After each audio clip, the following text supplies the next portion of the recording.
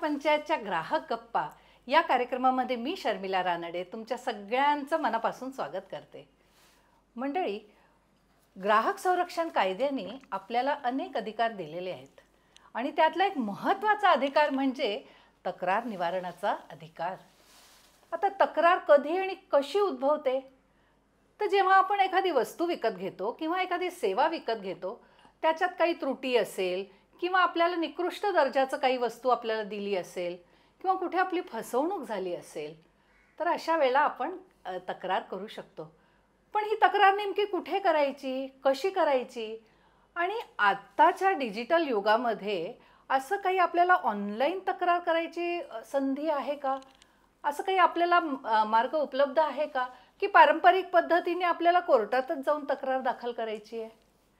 तर आज ह्या सगळ्या गोष्टींवर आपण चर्चा करणार आहोत आणि आजचा आपला विषय आहे ग्राहक न्यायालयातील ऑनलाईन तक्रार निवारण। आणि या विषयावर मार्गदर्शन करायला आपल्याकडे आज आलेले आहेत ॲडव्होकेट अर्चना काकडे। नमस्कार अर्चना, खूप खूप स्वागत आपल्या या कार्यक्रमामध्ये। अर्चना ॲडव्होकेट आहे, प्रॅक्टिसिंग आहेत आणि त्यांचा हातखंडा ग्राहक तक्रारींविषयी तर आहेच आहे, त्याचसोबत बौद्धिक संपदा म्हणजे इंटेलेक्च्युअल प्रॉपर्टीच्या संदर्भात सुद्धा त्या तक्रारी हँडल करतात आणि ग्राहकांना न्याय मिळवून देण्याचं त्या कार्य करत आहेत। अनेक वर्षांचा त्यांना अनुभव आहे आणि खूप छान पद्धतीने त्यांचं काम चालू आहे। आणि अनेकदा मुंबई ग्राहक पंचायतच्या ज्या तक्रारी आपण दाखल करतो, क्लास ॲक्शन्स जे आपण दाखल करतो, त्याच्यामध्ये अर्चनाचा मोलाचा वाटा असतो। आणि ह्या सगळ्या गोष्टी आज आपण चर्चा करणार आहोत।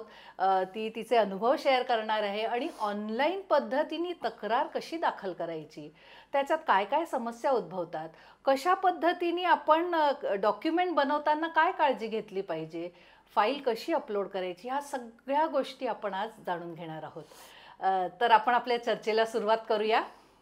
अर्चना, सगळ्यात पहिले मला हे सांग की आपली ही जी त्रिस्तरीय एक यंत्रणा आहे ग्राहक तक्रारी सोडवण्याच्या संदर्भातली, सुरुवात आपण तिथून करूया म्हणजे आपल्याला ग्राहकांना अगदी स्टार्ट टू एंड सगळं अगदी व्यवस्थित कळेल। नक्कीच नक्कीच।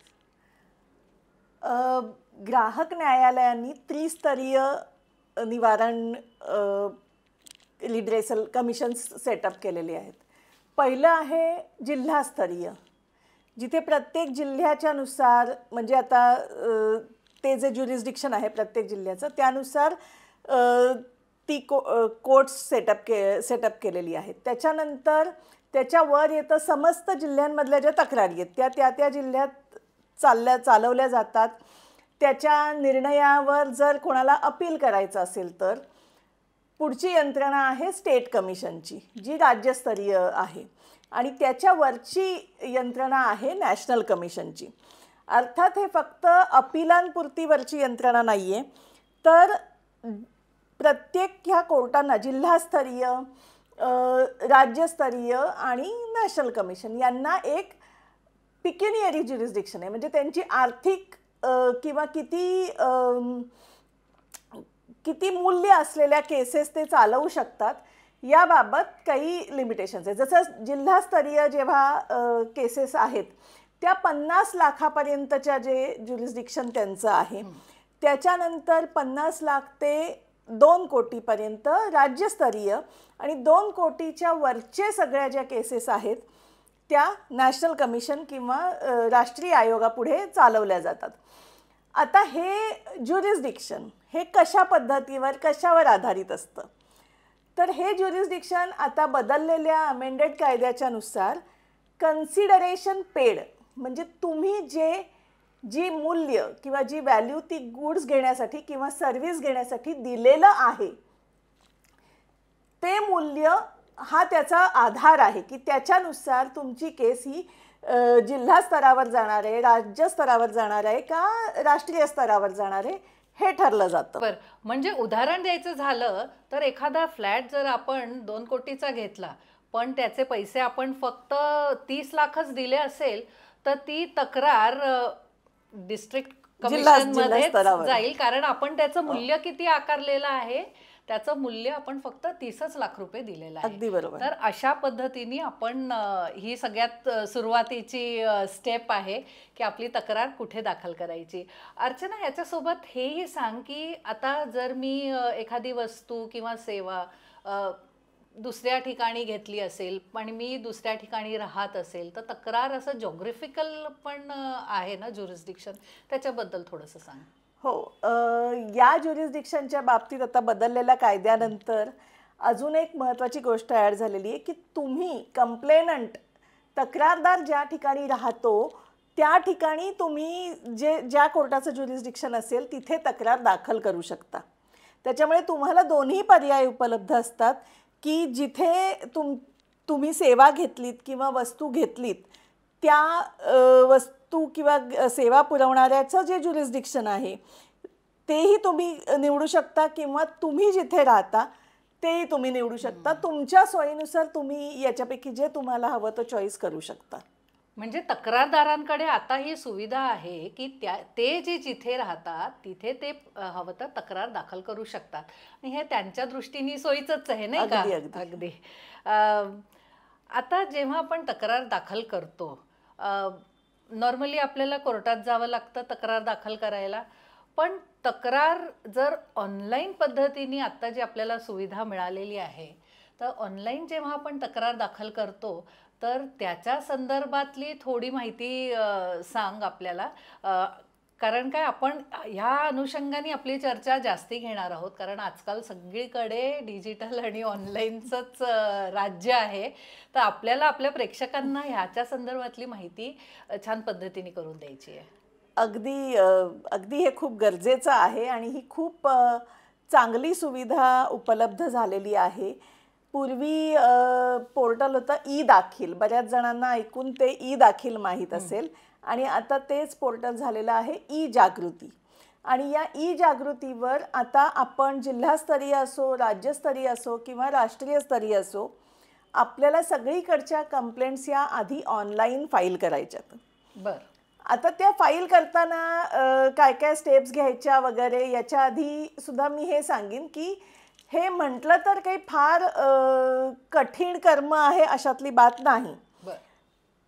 त्या पोर्टलवर व्यवस्थित माहिती दिलेली आहे की कुठले कुठले डॉक्युमेंट्स तुम्हाला याच्यात अपलोड करायचे आहेत. पुन्हा ती तक्रार दाखल करताना आपण आधी त्यांच्या पोर्टलवर माहिती भरायची, नंतर डॉक्युमेंट अपलोड करायची. या एक एक त्यांच्या विंडोज स्टेप बाय स्टेप उघडत जातात आणि अपलोड करण्याची एक लिमिट असते त्याच्या डॉक्युमेंटची. त्यानुसार आपण PDF फाईल 20 MBच्या खालच्या साईजची प्रत्येक डॉक्युमेंटची आपल्या बनवून ठेवली की ती अपलोड करणंही सोपं होऊन जातं. दुसरं म्हणजे ते अपलोड करून झाल्यावर आपल्याला एक ई फायलिंगचा नंबर मिळतो. ई फायलिंगचा नंबर मिळाल्यानंतर आपली केस ही स्क्रुटिनीसाठी असते. बरं. ती स्क्रुटिनी त्यांच्याकडून केली जाते आणि आपल्याला जर काही ऑब्जेक्शन्स असतील, कुठले डॉक्युमेंट्स कमी आहेत किंवा कुठला डॉक्युमेंट क्लिअर नाही आहे किंवा आणि काहीतरी एखादा डॉक्युमेंट आपण विसरलो असलो किंवा एखादा पॉईंट आपण घालायचा विसरलो असलो तर त्याच्या बाबतीतलं मार्गदर्शन आपल्याला तिथे मिळतं. ते कळवतात की हे ऑब्जेक्शन्स आहेत आणि ते ऑब्जेक्शन्स आपण काढले की ते म्हणजे त्यानुसार जे काही गरजेचं असेल ते करून आपण पुन्हा अपलोड केलं की पुन्हा ती स्क्रुटिनी होते त्याची. आणि जेव्हा ती स्क्रुटिनी पूर्ण होते आणि कंप्लेंट ज्या पद्धतीने कोर्टात यायला हवी, ज्या सगळ्या कागदपत्रांसह यायला हवी, ते सगळं कन्फर्म झालं की मग ते आपल्याला सांगतात की आता तुम्ही कोर्ट फी भरा. अच्छा. आणि त्यानंतरच आपण कोर्ट फी भरायची आणि कोर्ट फी भरल्यावर मग आपल्याला आपल्या केसचा नंबर दिला जातो. आता जेव्हा आपण ह्या तक्रारी ऑनलाईन फाईल करतो, जसं राज्य आयोग वेगळा आहे किंवा मग जिल्हास्तरीय आयोग वेगळा आहे, राष्ट्रीय आयोग वेगळा आहे, तो ऑनलाईनमध्ये ह्या तिन्ही आयोगांसाठी आपल्याला एकच पोर्टल आहे आणि त्याच्यामध्ये आपल्याला फक्त दाखल करावं लागतं का की आपली तक्रार कुठे आपण फाईल करतोय, त्याचं तसं काही निवडीचं आपल्याला दिलेली आहे का सोय? हो, त्या निवडीची सोय आपल्याला या दृष्टीने आहे. पहिले जेव्हा आपण कंप्लेंट दाखल करायला जातो तेव्हा आपल्याला आपले डिटेल्स घालायचे आहेत, समोरच्या अपोजिट पार्टीचे डिटेल्स घालायचे आहेत आणि आपलं कन्सिडरेशन पेड हे जे मी मगाशी म्हटलं ते ज्युरिस्डिक्शन किती आहे ती अमाऊंट घालायची. ती अमाऊंट घातल्यावर आपली केस ही जिल्हास्तर राज्यस्तर की राष्ट्रीय स्तरावरच्या कोर्टात जाणार हे ठरलं जातं आपोआप. आणि आपण जेव्हा आपला ॲड्रेस आणि समोरच्या जेवढे काही अपोजिट पार्टीज आहेत त्यांचे वेगवेगळे ॲड्रेसेस असू शकतात. त्यानुसार मग आपल्याला पर्याय येतात की तुम्हाला ह्या 1, 2, 3 फोरमपैकी कुठे जायचं आहे. म्हणजे जिल्हा स्तराला हा ऑप्शन आहे फोरम्सचा की कुठल्या तुम्ही एका ज्युरिस्डिक्शनमध्ये आहात, समोरची पार्टी वेगळ्या ज्युरिस्डिक्शनमध्ये, तर तुम्हाला कुठे दाखल करायची तो चॉईस तुम्ही करायचा आहे. अरे वा.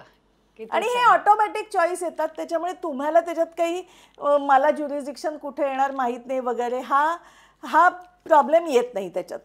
म्हणजे सगळी सुविधा करून ठेवलेली आहे सॉफ्टवेअरमध्ये.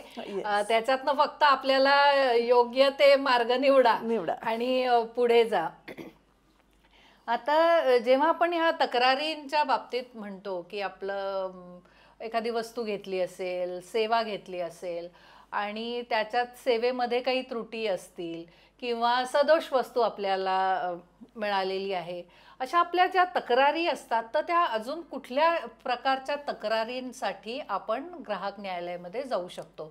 आणि ऑनलाईनमध्ये जेव्हा आपण ही तक्रार दाखल करतो तर तिथे अशा काही ड्रॉपडाऊन मेनू वगैरे येतो का की आपल्याला स्वतःला भरावं लागतं? नाही, ड्रॉपडाऊन मेनू येतो त्याच्यात की माझी हाऊसिंग रिलेटेड आहे का, माझी कुठल्या गुड्स रिलेटेड तक्रार आहे का, माझी मेडिकल निग्लिजन्सची आहे का, माझी इन्शुरन्सच्या अगेन्स्ट आहे. सो अशा सगळ्या विविध पर्याय त्याच्यात उपलब्ध असतात आणि त्यानुसार तुम्ही ते निवडायचं असतं. आणि आपल्याला रिलीफ काय पद्धतीचं आपण मागू शकतो?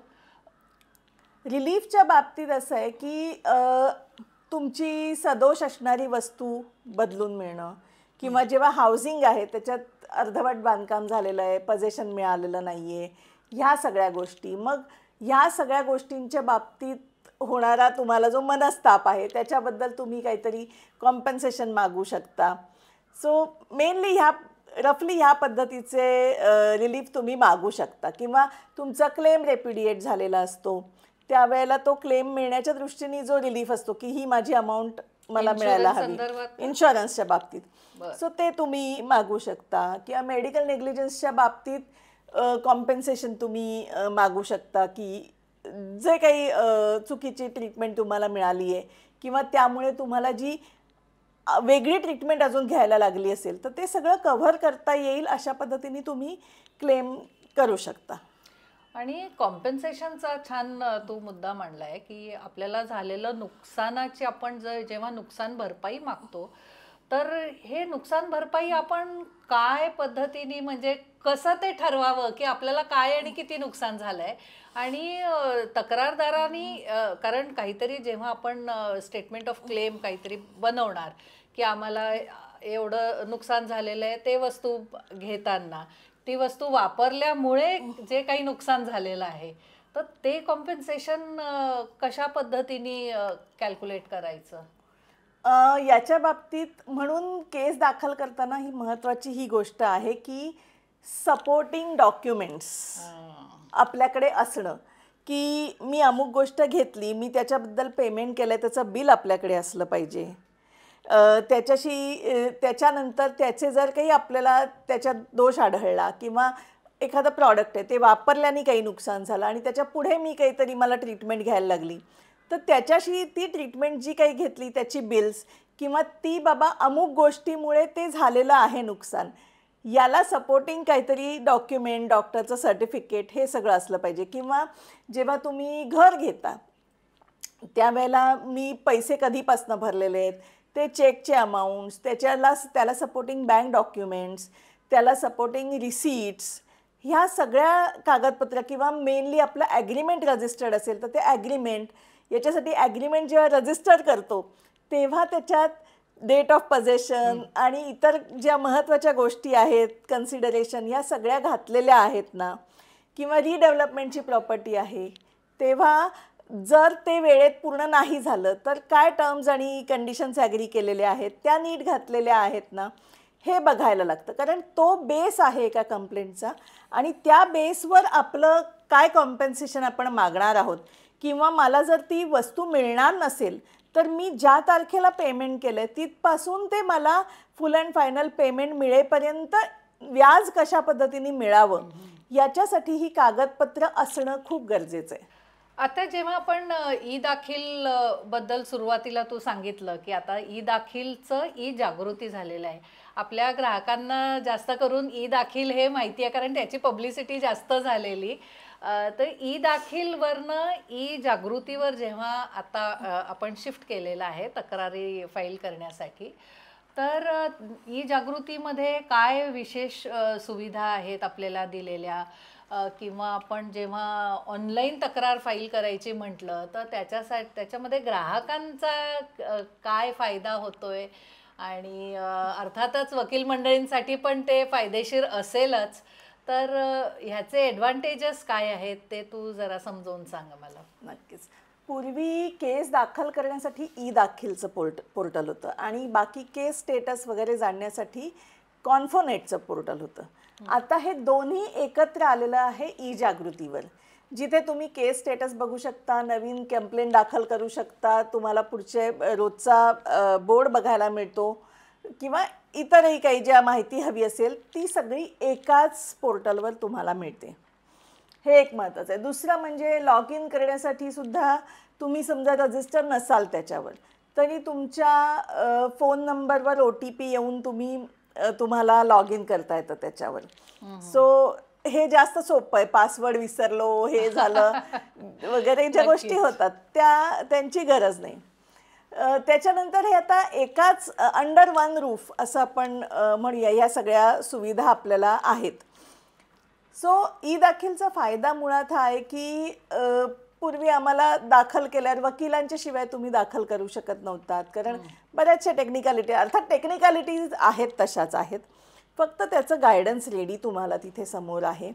ई जागृतीचा फायदा असा आहे की अंडर वन रूफ सगळं आलेलं आहे, ज्याच्यात तुम्हाला केस दाखल करू शकता, ज्याच्यात तुम्ही त्याचं स्टेटस बघू शकता, ज्याच्यात तुम्हाला रोजचा बोर्ड बघायला मिळू शकतो कोर्टाचा प्रत्येक, आणि district level, state level, national level सगळ्या लेवलचं जे काय आहे ते एका पोर्टलवर तुम्हाला बघायला मिळतं. हा एक महत्त्वाचा फायदा आहे.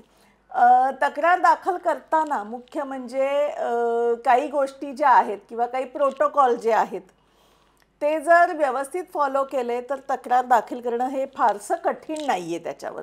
दुसरं म्हणजे काही गोष्टी लोकांना, म्हणजे त्या लॉयर म्हणून आम्हाला माहीत असतात पण लोकांच्या लक्षात येत नाहीत, म्हणून मी आवर्जून सांगेन इथे की जेव्हा आपण तक्रार बनवतो तेव्हा ती तक्रार आपल्याला A4 साईजच्या पेपरवर चारही बाजूनी 4-4 सेंटीमीटर मार्जिन सोडून आणि टाइम्स न्यू रोमन आणि 14 साईजचा फॉन्ट ह्याच फॉर्मॅटमध्ये बनवायची आहे. उगाच जागा वाचवायला, पानं वाचवायला जाऊ नका, कारण ते ऑब्जेक्शनवर येणार, तुम्ही एकदा घेतलेली प्रिंट वाया जाणार, पुन्हा तुम्हाला हे सगळं करायला लागणार.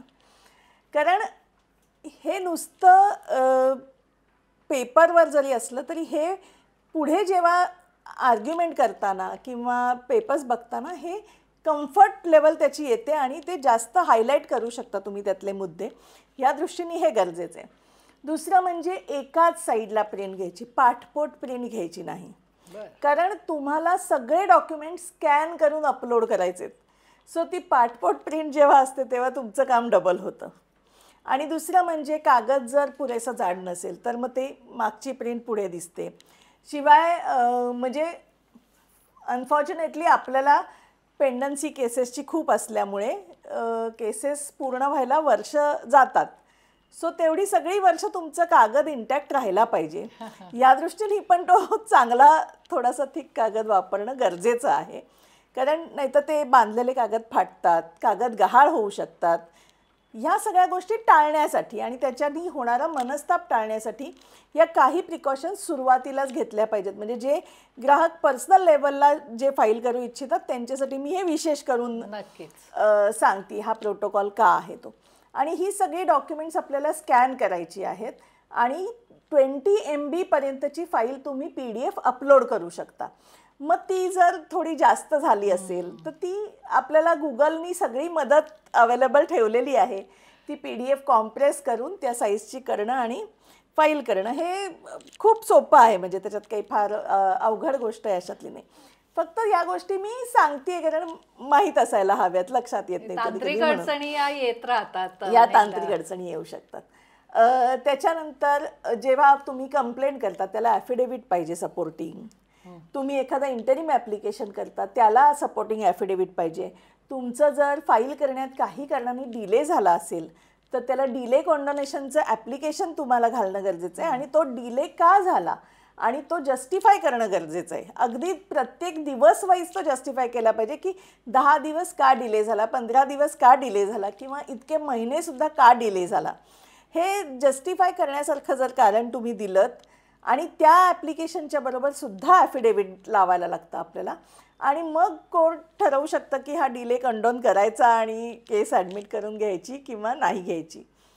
सो या गोष्टी तांत्रिक दृष्ट्याने मी असं सांगेन की ह्या लक्षात घेतल्या पाहिजेत लोकांनी. आणि ग्राहकांना मुख्य म्हणजे आपल्या घराच्या कम्फर्टमध्ये बसून एखादा तक्रारदार तक्रार करू शकतो. त्यांना कोर्टाची पायरी चढायची गरज नाही आहे किंवा कोणाची मदत घेण्याची पण गरज पडणार नाही. कारण मला वाटतं तिथे असं सगळे आन्सर इन वन वर्ड किंवा म्हणजे असे प्रश्न दिलेले आहे बॉक्समध्ये, आपल्याला आपलं फाईल अपलोड करा किंवा तुमचं नाव म्हटलं तर तिथे सगळी माहिती द्या. ह्या सगळ्या गोष्टी एक असं स्टँडर्ड फॉर्मॅट अवेलेबल आपल्याला होतो आणि आपण स्वतःहून एखाद्या वकिलाची मदत न घेता सुद्धा आपण ती तक्रार दाखल करू शकतो. कारण ग्राहक न्यायालयामध्ये जेव्हा आपण जातो तर तेव्हा ग्राहकांनी स्वतःची तक्रार स्वतः लढली पाहिजे आणि स्वतः न्याय मिळवला पाहिजे असं आपण ग्राहक संस्था म्हणून पण नेहमी आपल्याकडे आलेल्या तक्रारदारांना सांगतच असतो. तर हा पण मला वाटतं खूप चांगला फायदा आहे त्याच्यात. आणि वकील म्हणून तुला पण निश्चितच नॅशनल कमिशनची केस असेल तर तुला ऑनलाईन ती अटेंड करायला नक्कीच फायदा होत असेल. तर ऑनलाईन हिअरिंगच्या संदर्भात सुद्धा थोडंसं सांग. हो, ऑनलाईन हिअरिंगबद्दल सांगते पण त्याच्यापूर्वी अजून एक महत्त्वाची गोष्ट मला सांगायची की तुम्ही ई दाखल करून ती अप्रूव्ह होऊन फी भरून झाल्यावर त्या सगळ्या केसच्या प्रिंट्स घेऊन तुम्हाला कोर्टात त्या दाखल कराव्या लागतात. आणि पोस्टाने तुमची केस पाठवण्याची सोय आत्ता तरी फक्त राष्ट्रीय आयोगाकडे आहे. डिस्ट्रिक्ट लेवलला आणि स्टेट लेवलला तुम्हाला फिजिकली जाऊन त्या फायली दाखल कराव्या लागतात. राष्ट्रीय आयोगाकडे तर आता ऑनलाईन हिअरिंगची अतिशयच सुपर्ब फॅसिलिटी आहे आणि छोट्या छोट्या गोष्टींसाठी सुद्धा देशभरातल्या वकिलांना जे कोर्टात दिल्लीला जावं लागत होतं ते आता त्याच्यामुळे खूप कमी झालं आहे. कारण सुरुवातीचे जे काही गोष्टी असतात डायरेक्शन लेवलच्या किंवा फायलिंग लेवलच्या ती सगळी हिअरिंग्ज ऑनलाईन अटेंड करता येतात. अगदी फायनल हिअरिंगसुद्धा ऑनलाईन तुम्ही घेऊ शकता आणि ते सक्सेसफुली होतं आहे. खूप चांगले प्लॅटफॉर्म त्यांनी डेव्हलप केलेले आहेत आणि अतिशय छान पद्धतीने तुम्ही कोर्टाचं कामकाज बघू शकता आणि तुम्हाला जे तुमचं म्हणणं मांडायचं आहे ते मांडू शकता. त्याच वेळेला तिथे समोर बसलेले जजेस तुमचे कागदपत्राचा जो तुम्ही दाखवताय ते बघू शकतात आणि या सगळ्या गोष्टी ऑनलाईन हिअरिंगमुळे खूप चांगल्या झालेल्या आहेत. स्टेट कमिशनलाही थोड्या प्रमाणात ते सुरू झालेलं आहे पण अजून ते डिस्ट्रिक्ट लेवल वगैरेपर्यंत तितक्या प्रकर्षाने सुरू झालेलं नाही आहे. होईल ते नक्कीच होणार आहे कारण डिजिटल युगामध्ये आपण आहोत आणि याच्याशिवाय पर्याय नाही. हळूहळू का होईना आपल्या जिल्हास्तरीय ज्या आयोग आहेत तिथे सुद्धा ही आपल्याला उपलब्ध होईलच फॅसिलिटी. आणि ऑनलाईन हिअरिंगमध्ये मुख्य फायदा हा होणार आहे की ग्राहकांवरचा बोजा कमी होणार आहे. आता तो कसा, तर प्रत्येकदा तुम्ही वकिलाला तिथे जाऊन अटेंड करायला लावणार हिअरिंग तर तो होणारा खर्च अर्थातच तो ग्राहकांना द्यावा लागतो. तर तो वाचणार आहे आणि वेळ वाचणार आहे. म्हणजे आज एखादा वकील जर दिल्लीला गेला किंवा गेली तर तिला बाकीचे इथे 4 जे मॅटर्स असतील ते तिला घेता येणार नाही. तर त्यामुळे त्या वेळेचा छान सदुपयोग करून ती एक अर्चना एका वेळेला कुठलं IP चं मॅटर अटेंड करतेय, नंतर मध्येच पटकन एक राष्ट्रीय आयोगाचं मॅटर अटेंड करते आणि नंतर परत एक ग्राहक स्टेट कमिशनचं मॅटर अटेंड करते. तर त्यामुळे ह्याच्यामध्ये वेळेचीही बचत होते आणि निश्चितच ग्राहकांना पण ते फायद्याचं आहे. त्यामुळे सगळ्यांसाठी अगदी जरा विन विन सिच्युएशन असलेली गोष्ट आहे. आता अजून एक सांग मला की ह्या तक्रारी जेव्हा आपण दाखल करताना काही ज्या तांत्रिक अडचणी मगाशी तू सांगितल्यास, त्यांच्यापैकी काही एखादी तांत्रिक अडचण आली तर दाद कोणाला मागायची, विचारायचं कोणाला, हेल्पलाईन नंबर आहे का काही, किंवा मग त्यांच्या कोणी असे अधिकारी नेमलेले आहेत का ज्यांच्याशी कॉन्टॅक्ट करून आपण त्यांना विचारू शकतो? येस, हेल्पलाईन नंबर आहेत साईटवर दिलेले, त्यांचे ईमेल्स आहेत जिथे तुम्ही हे मागवू शकता. आणि दुसरा एक आत्ता म्हणजे महत्त्वाचं, तक्रार दाखल करताना जेव्हा आपल्याला माहिती आहे की डेडलाईन अगदी काय समजा 30 तारखेची आहे, तर अगदी 25-27 तारखेपर्यंत थांबू नये. कारण शेवटी त्या पोर्टलवर पण एवढा सगळा बोजा आहे, त्याच्यावर देशभरातनं लोक विविध तक्रारी दाखल करतायत, विविध गोष्टी सतत होत आहेत, अनेक माणसं त्याच्यावर सतत काम करतायत. सो तांत्रिक अडचणी ह्या येणारच. म्हणजे कधी साईट स्लो होते, कधी अपलोड करायला काही प्रॉब्लेम येतो. मग अशा वेळेला आपल्या हातात एक थोडासा वेळ ठेवून, मार्जिन ठेवून आपण ते करावं. कारण आता असं आहे की दाखल वेळेत झालं नाही तर मग पुढचं सगळं गणित गडबडतं. सो तशी काही तांत्रिक अडचण यायच्या आधी आपण एक मार्जिन ठेवावं, ही पहिली गोष्ट. त्यातूनही जर काही अशी अडचण आली तर जी अडचण येते त्याचे स्क्रीनशॉट सेव्ह करून आपण त्यांना मेल लिहू शकतो की ही अडचण आम्हाला येते, आणि उद्या त्या कारणाने जर तुमची डेडलाईन क्रॉस झाली तर तुम्हाला त्याचा उपयोग होतो की ही तांत्रिक अडचण होती, मी ते करत होतो पण या तांत्रिक अडचणीमुळे मी करू नाही शकलो. सो किंवा आपल्याकडे ठिकठिकाणी सुद्धा नेटवर्कची अडचण असते, कधी तुमच्याकडे नेटवर्कची अडचण असू शकते. सो अशा वेळेला तुम्हाला फाईल करताना अडचण येऊ शकतं. सो हे गृहीत धरून थोडंसं एक वेळेचं मार्जिन ठेवून हे दाखल करावं असं मी नक्कीच सुचवेन म्हणजे सगळ्यांना. आणि हेल्पलाईन नंबर आपण देणारच आहोत, तर ते हेल्पलाईन नंबर अगदी वर नक्की कंप्लेंट करून, फोन करून आपण मला वाटतं माहिती विचारून घेऊ शकतो. आणि ते तिकडनं आपल्याला मार्गदर्शनही करतात की कशा पद्धतीने तुम्हाला जी तांत्रिक अडचण तुमची आली आहे ते त्याचं सोडवायचं, ते मदतही करतात. अगदी म्हणजे राष्ट्रीय आयोगाच्या बाबतीतला आमचा हा अतिशय सुखद अनुभव आहे की जेव्हा केव्हा काही अडचणी आल्या तर फोन केल्यावर त्या फोनला उत्तरं मिळतात आणि मार्गदर्शन सुद्धा मिळतं. याच्यापेक्षा सुख काहीच नाही. आपली अडचण आली, आपण कोणाला तरी फोन केला आणि आपला फोन घेतला गेला आणि आपल्याला मार्गदर्शन मिळालं त्या बाबतीतलं. आता आपण तक्रार दाखल केली ऑनलाईन, त्याच्यानंतर आपण हिअरिंग कशा पद्धतीने होतात हेही कळलं आपल्याला. ऑर्डर त्याच्यानंतर अर्थातच मेरिटवर आर्ग्युमेंटच्या वेळेला ग्राहक पण तिथे हजर असायला हवा किंवा नाही राहिलं तरी चालेल ऑनलाईनमध्ये? असं कंपल्शन नाहीये, पण ऑनलाईनची सुविधा असल्यामुळे ग्राहक त्याच्या कामाच्या ठिकाणून सुद्धा ऑनलाईन जॉईन करू शकतो की बाबा माझ्या केसमध्ये काय आज आर्ग्यू होतंय हे बघू शकतात. आणि त्याच्यानंतर मग ऑर्डर पास होणार.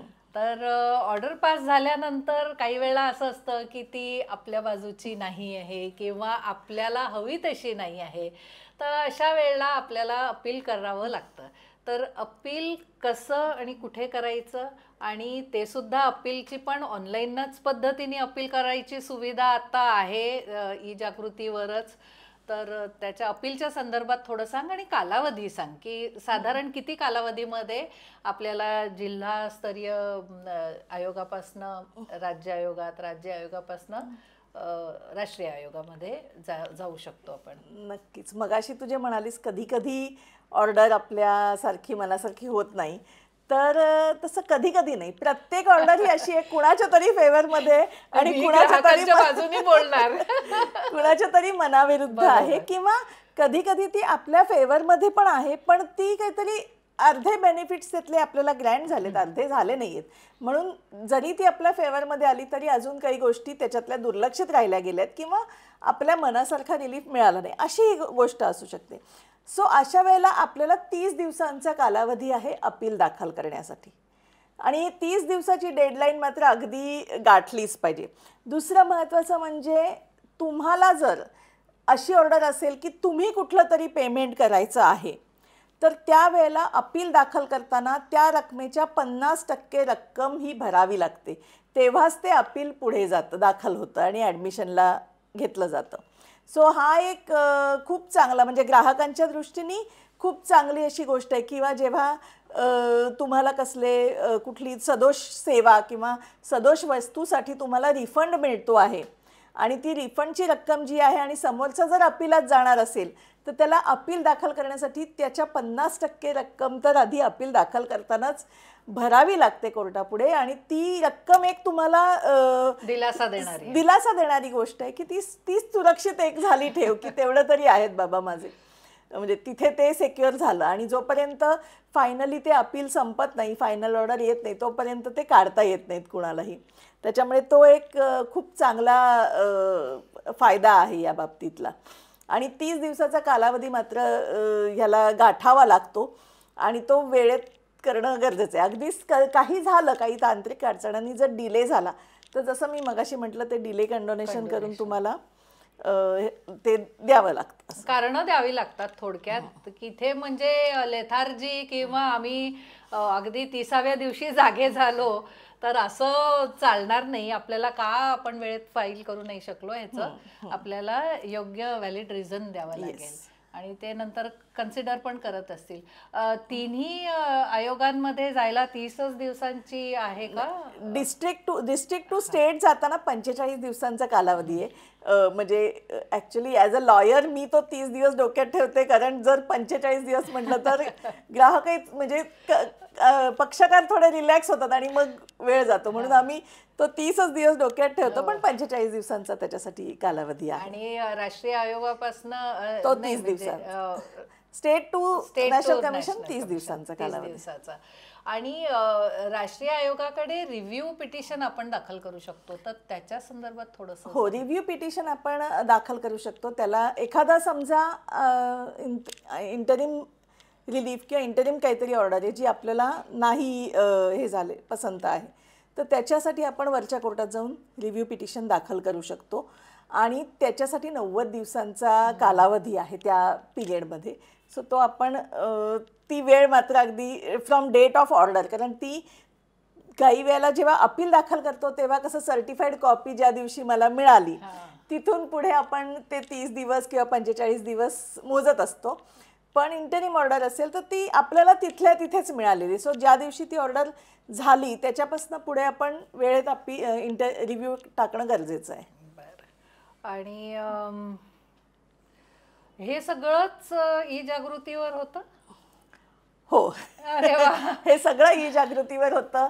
तुम्हाला कुठले मिसलेनियस ॲप्लिकेशन्स दाखल करायचे आहेत, तुम्हाला त्याच्यावर रिप्लाय, रिजॉइंडर ह्या ज्या सगळ्या गोष्टी आहेत, तुमचे रिटर्न आर्ग्युमेंट्स आहेत, हे सगळं ई जागृतीवर आधी दाखल करायचं आहे. आणि ई जागृतीवर दाखल करून अप्रूव्ह झालं की मग ते आपण समोरच्या पार्टीजना कोर्टाला त्याच्या कॉपीज द्यायच्या आहेत.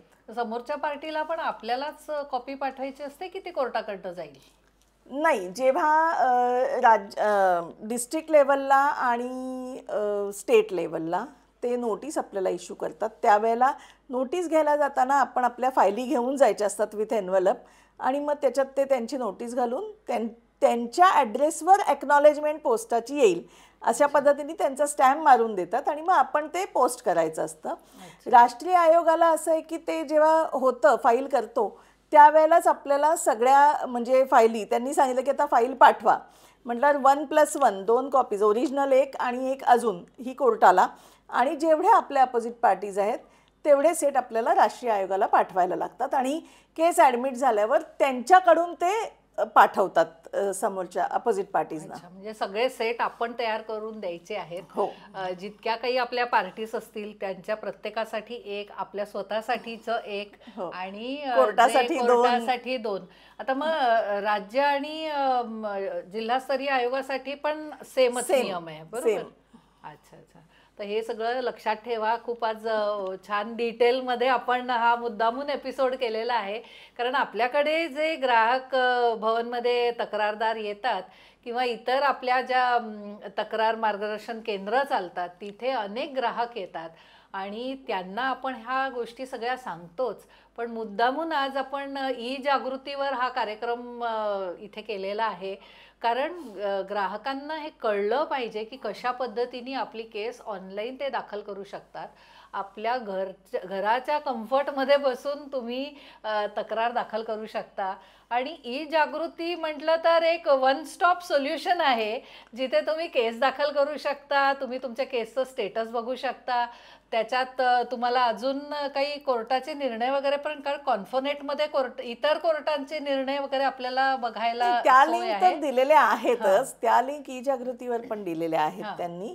आणि जसं आहे की काही निर्णय झाले की रोजनामे अपलोड होतात त्याच्यावर, त्यामुळे रोजनामा कळू शकतो, कुठली इंटरिम ऑर्डर झाली ती कळू शकते. तुमच्या केसचं स्टेटस बघायला गेलात तुम्ही की प्रत्येक डेट वाईज किती डेट झाल्या आणि त्या डेट पुढे त्या दिवशी काय काय झालं याचा जो रोजनामा असतो तो पण अपलोड केलेला आहे. हो नक्कीच. म्हणजे एखाद वेळेस असं जर तुमचा वकील तुम्हाला काही सांगायला विसरला असेल किंवा तुम्हाला ते कॉपीज द्यायला विसरला असेल तर तुम्ही स्वतः सुद्धा करू शकता. आणि वकिलाची तर मी तर म्हणते गरजच नाही. आता अर्चनाने इतकं छान आपल्याला समजावून सांगितलेलं आहे की आपण आपली तक्रार स्वतःच दाखल करू शकतो आणि ऑनलाईन हिअरिंग होतात, त्यामुळे आपण आपल्या सोयीनुसार हिअरिंग्स अटेंड करू शकतो. कोर्टाची पायरी शहाण्याने चढू नये म्हणतात, पण हे वेगळ्या दृष्टीने आज इथे आपल्याला लागू पडतंय, कारण ते आपण आपल्या हिशोबाने आपल्या सोयीने कोर्टाची पायरी न चढता डिजिटल माध्यमातून आपली तक्रार दाखल करू शकतो आणि छानपैकी आपल्याला न्याय मिळवून घेऊ शकतो. अर्चना, आज तू खूप छान इथे माहिती सांगितलेली आहेस आणि मला नक्की खात्री आहे की आपले जे प्रेक्षक आहेत त्यांना खूप छान मार्गदर्शन ह्याच्यातनं होणार आहे आणि आपला पॉडकास्ट ते जेव्हा बघतील तर तेव्हा तो त्यांच्या संग्रही असा ठेवतील, कारण ही गोष्ट आज आपल्याला जरी गरज नसेल तर जेव्हा केव्हा असं कोणाला एखादा ग्राहक नाडला असेल किंवा त्याला काही तक्रारी उद्भवल्या असतील तर तेव्हा तो नक्कीच आपल्या या एपिसोडला पुन्हा बघून, कधी गरज पडूच नये म्हणा, सगळं आलबेल होऊ दे, सगळ्यांचं सगळं व्यवस्थित होऊ दे अशी आपली इच्छा असते, पण हे जग तसं चालत नाही. चांगल्याबरोबर वाईटही असतं, त्यामुळे कुठेतरी आपल्याला असं फसवणुकीला किंवा काहीतरी आपल्याला प्रॉब्लेम्स येतात तर ते आपल्याला तडीच न्यावे लागतात आणि आपला जो हक्क आहे तक्रार निवारणाचा तो आपण हक्क बजावू शकतो आणि छान पद्धतीने आपण न्याय मिळवून घेऊ शकतो. तर मंडळी, आज तुम्हाला कळलं असेल की कशा पद्धतीने तक्रारी दाखल करायच्या, कशा पद्धतीने हिअरिंग अटेंड करायच्या आणि कशा पद्धतीने अपील करू शकतो, काय तांत्रिक अडचणी येतात त्याच्यावर आज आपण चर्चा केली. अर्चना, आज तू खूप छान माहिती दिलेली आहे. अनेक लोकांच्या मनामध्ये ज्या शंका आहेत त्यांचं निरसन झालेलं असणार आहे आणि छान पद्धतीने सगळं समजावून सांगितलेलं आहे. कुठल्या अडचणी येतील, त्याच्यावर कशा पद्धतीने मात करायचे, कुठल्या गोष्टींकडे लक्ष द्यायचं, कशा पद्धतीने डॉक्युमेंट बनवायचे आणि फायलिंग कशा पद्धतीने करायचं, हे खूप छान पद्धतीने तू आज मार्गदर्शन केलं आहे. त्यामुळे तुझे खूप खूप धन्यवाद. खूप खूप आभार मुंबई ग्राहक पंचायतीने ही संधी मला दिल्याबद्दल. आणि it's a pleasure. It's always pleasure to have you. Thank you so much. तर मंडळी, आत्ता आपण एक छान सेशनमधनं बाहेर पडल्यासारखं आहे. एक छान आपल्याला छोटीशी अभ्यासिका असं म्हणू शकतो. कशा पद्धतीने तक्रार ऑनलाईन दाखल करायची, त्याच्यातल्या अडचणींवर कशा पद्धतीने मात करायचं, कसं आपली तक्रार पुढे न्यायची आणि स्वतःसाठी न्याय मिळवायचा. हा एपिसोड कसा वाटला नक्की कळवा आम्हाला. तुम्हाला अशा काही तुमच्या तक्रारी तुम्ही सोडवल्या आहेत का? तुम्हाला काय अडचणी आल्या आणि त्याच्यावर कशा पद्धतीने तुम्ही मात केली, तोही अनुभव आम्हाला तुम्ही कळवा. कारण आपण शेवटी काय, एकमेका सहाय्य करू अवघे धरू सुपंथ. आपल्याला ग्राहक म्हणून आपली एक कम्युनिटी आहे, वी आर ऑल कन्झ्युमर्स.